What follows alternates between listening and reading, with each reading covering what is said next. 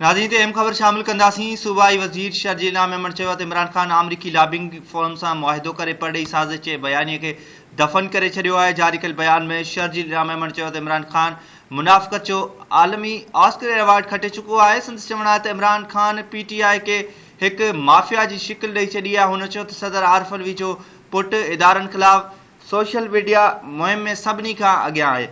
अहम ख़बर अवां सां शेयर कयूं पिया। सूबाई वज़ीर शर्जील मेमण चयो त सदर आरिफ अलवी जो पुटु जो किरदारु मुज़म्मत चोगो आहे।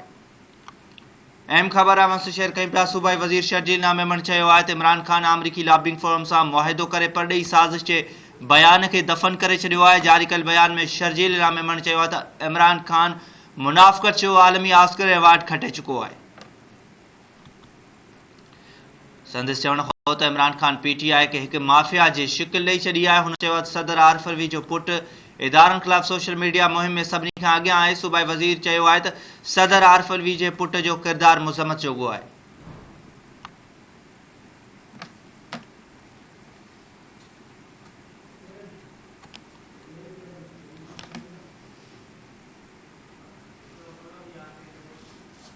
नाज़रीन अहम ख़बर आहे अवां सां शेयर कयूं पिया। सूबाई वज़ीर शर्जील मेमण चयो आहे त इमरान ख़ान आमरीकी लॉबिंग फर्म सां मुआहिदो करे परॾेही साज़िश जे बयान खे दफ़न करे छॾियो आहे।